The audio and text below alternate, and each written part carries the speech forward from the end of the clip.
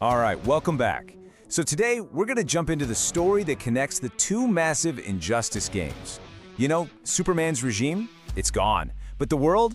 Oh, it is not saved. Not by a long shot. So yeah, let's get into the comic series that really just sets the stage for absolute chaos.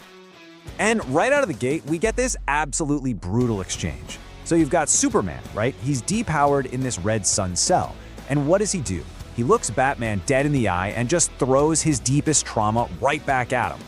Look, this isn't just a friendship that's broken. No, it's poisoned. It's toxic. The guy who was supposed to be the ultimate symbol of hope, now he's just this bitter, broken man. And you know what? That bitterness, it's basically a mirror for the entire planet. Yeah, sure, Superman's locked up, but the scars from his tyrannical rule, they are deep. So this peace that Batman has fought so hard for, it's hanging on by a thread. Seriously, one wrong move and the whole thing could just snap. Okay, so here we are in a world without Superman at the helm, and Batman?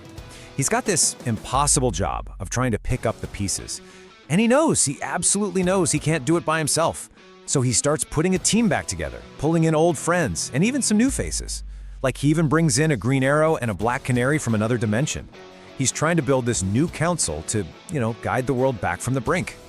But come on, this is Injustice. Did you really think it was going to be that easy? Just as things seem to be maybe getting on track, bam, a new Batman shows up on the scene, and he is not Bruce Wayne.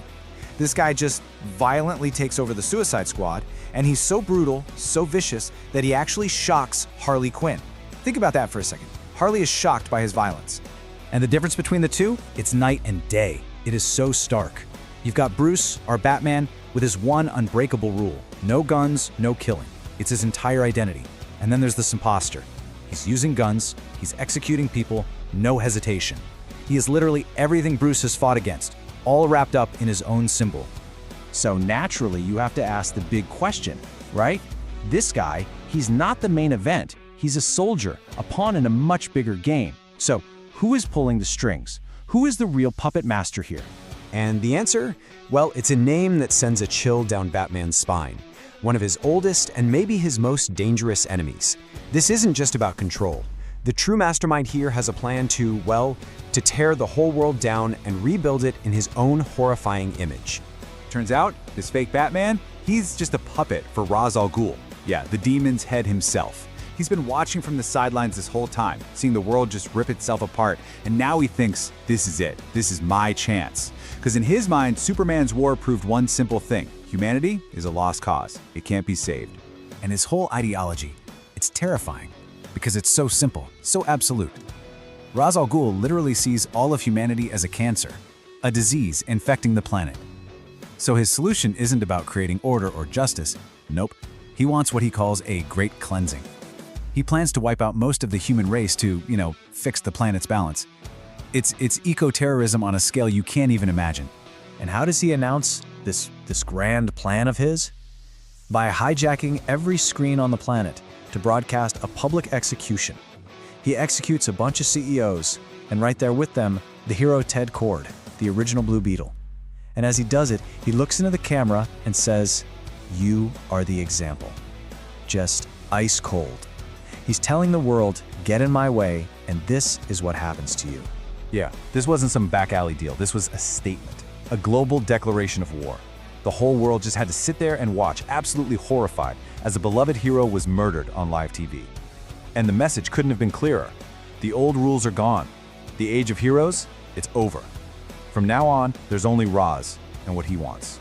So, with humanity's very existence on the line, Batman has to do something.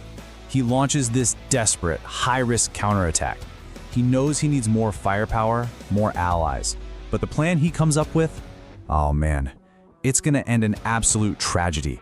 It's gonna cost him another Robin, another son. So Batman gets this piece of intel. The Teen Titans? They're not dead. Superman didn't kill them. He threw them into the Phantom Zone.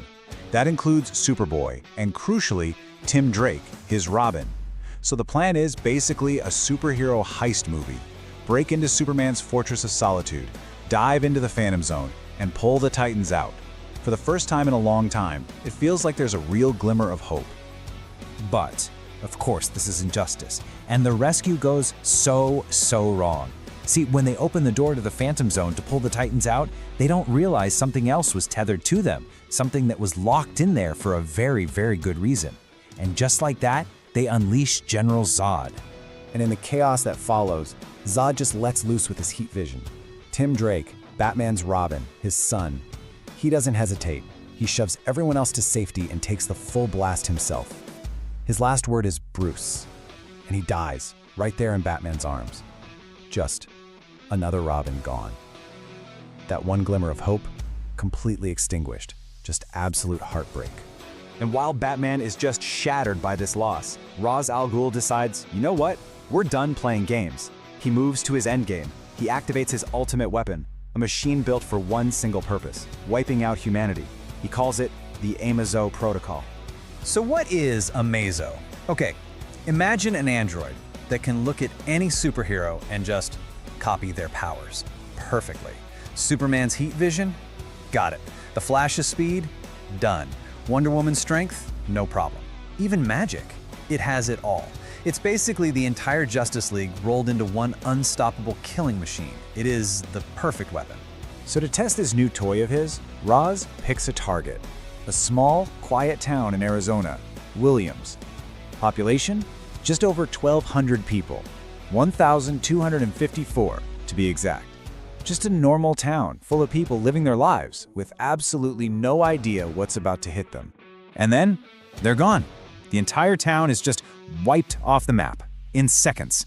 Amazo just shows up and with zero emotion just erases every single man, woman, and child. Cold, robotic, efficient.